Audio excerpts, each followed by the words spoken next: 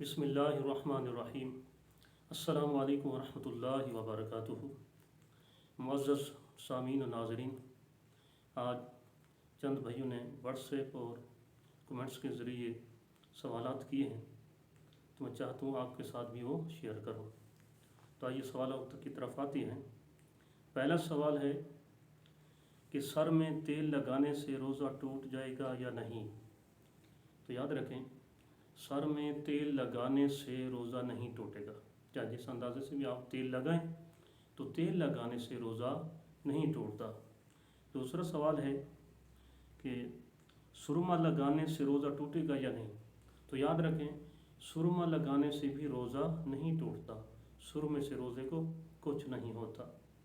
آگے بھائی نے سوال کیا کہ روزے کی حالت میں کریم لگانے سے اور اسی طرح کریم کے ساتھ دوسرے بیوٹی پارلر کرانے سے وغیرہ روزہ ٹوٹ جاتا ہے یا نہیں، یعنی میک اپ کرنے سے روزہ ٹوٹے گا یا نہیں ٹوٹے گا؟ تو یاد رکھیں، کریم وغیرہ لگانے سے بھی روزہ نہیں ٹوٹتا۔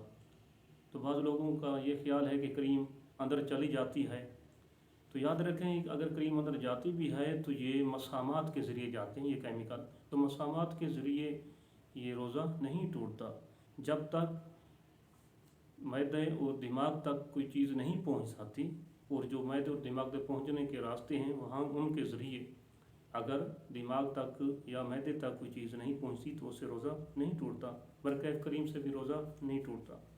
آگے بھائی نے ایک بہن نے سوال کیا کہ حیض کی صورت، اگر روزے کی حالت میں حیض آ جائے تو روزہ ٹوٹے گا یا نہیں؟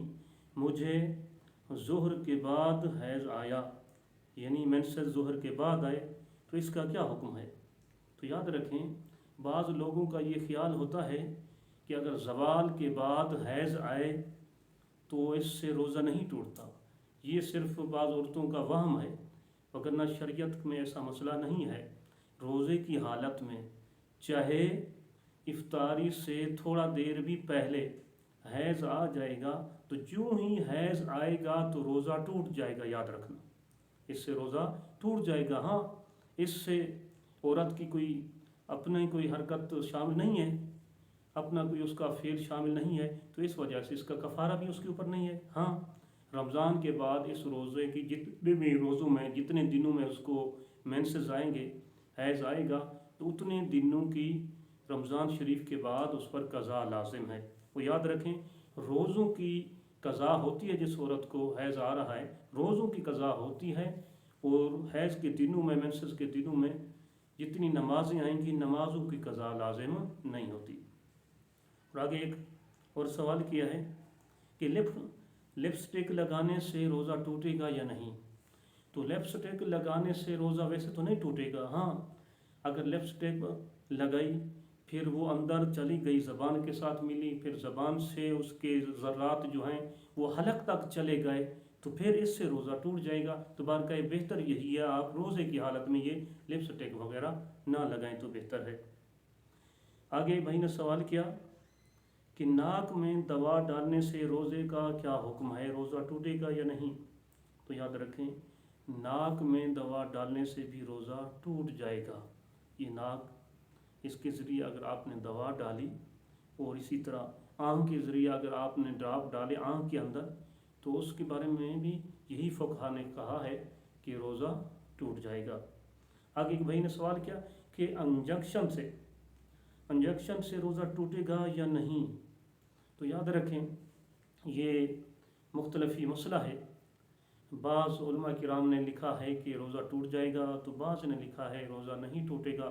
جنہوں نے کہا ہے روزہ ٹوٹ جائے گا تو انہوں نے یہ توجیحات پیش کی ہیں کہ جب انجیکشن لگاتے ہیں تو اس سے جسم کو تقویت ملتی ہے، طاقت ملتی ہے، تو جب جسم کے اندر طاقت ملے گی یا بیماری ہے اس سے صحت ملے گی، یعنی تندرستی کی طرف آئے گا، تو اس وجہ سے یہ اس سے روزہ ٹوٹ جائے گا، کیونکہ اس سے اب اس کو قوت کے اندر اضافہ ہو رہا ہے، توانائی کے اندر اضافہ ہو رہا ہے، تو اس وجہ سے وہ کہتے ہیں کہ روزہ ٹوٹ جائے گا۔ جو علماء کہتے ہیں کہ نہیں ٹوٹے گا، وہ کہتے ہیں کہ توانائی اور طاقت سے مراد وہ چیزیں ہیں جو منہ کے ذریعے یا ناک وغیرہ کے ذریعے ان راستوں کے ذریعے دماغ تک پہنچیں یا معدے تک پہنچیں، جن سے جسم کے اندر تقویت پیدا ہوتی ہے۔ تو ان راستوں سے اگر وہ چیزیں پہنچیں گی تو پھر روزہ ٹوٹ جائے گا۔ یہ جو انجیکشن وغیرہ ہے، ٹیکہ وغیرہ ہے، یہ ان راستوں کے ذریعے تو نہیں جاتا، یہ مسامات کے ذریعے اگرچہ جاتا ہے تو مسامات کے ذریعے کوئی چیز پہنچے تو اس سے روزہ نہیں ٹوٹتا۔ برکیف اس کے اندر ہمارا موقف یہی ہے کہ ٹیکہ وغیرہ لگانے سے روزہ نہیں ٹوٹتا۔ آگے ایک بھائی نے سوال کیا کہ الٹی سے روزے کا کیا حکم ہے، الٹی سے روزہ ٹوٹے گا یا نہیں؟ تو یاد رکھیں، الٹی کے بارے میں آپ لوگ یہ سمجھتے ہیں کہ جو الٹی آئی بس روزہ ٹوٹ گیا، اگرچہ روزہ نہیں بھی ٹوٹتا تو پھر بھی روزہ لوگ سمجھتے ہیں کہ ٹوٹ گیا، وہ توڑ ہی دیتے ہیں اس کو۔ تو یاد رکھیں، الٹی کی دو قسمیں ہیں، ویسے تو 24 قسمیں ہیں، اور 24 میں سے 2 قسمیں ایسی ہیں جن سے روزہ ٹوٹ جاتا ہے۔ یاد رکھنا، الٹی کی 24 قسمیں ہیں، ان میں سے 2 قسمیں ایسی ہیں جن سے روزہ ٹوٹ جاتا ہے۔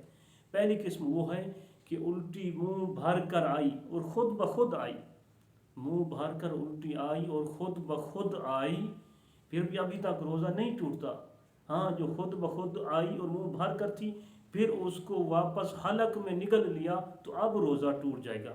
اور صورت دیگر چاہے منہ بھر کر خود بخود جتنی بھی آتی رہے اور جتنی بار بھی آتی رہے تو اس سے روزہ نہیں ٹوٹے گا، یاد رکھیں۔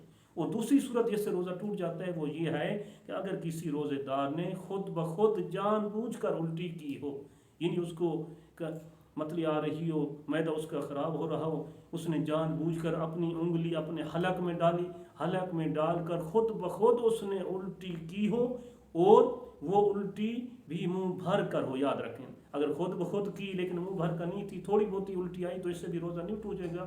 اگر جان بوجھ کر الٹی کی اور وہ الٹی بھی منہ بھر کر تھی، چاہے وہ لوٹے یا نہ لوٹے، اس کو نگلنا اب شرط نہیں ہے، جب وہ الٹی منہ بھر کر آئے گی تو اس سے بھی روزہ ٹوٹ جائے گا۔ امید ہے آپ کو مسائل سمجھ آ گئے ہوں گے۔ اگر کوئی مسئلہ سمجھ نہ آئے تو کمنٹس کر کے اور واٹس ایپ کے ذریعے آپ پوچھ لے کے آئیں۔ دعا ہے کہ اللہ تبارک و تعالی مسائل شرعیہ کو سمجھنے کی توفیق عطا فرمائے۔ آمین ثم آمین۔ Subscribe to MHQ Islamic World and press the bell icon.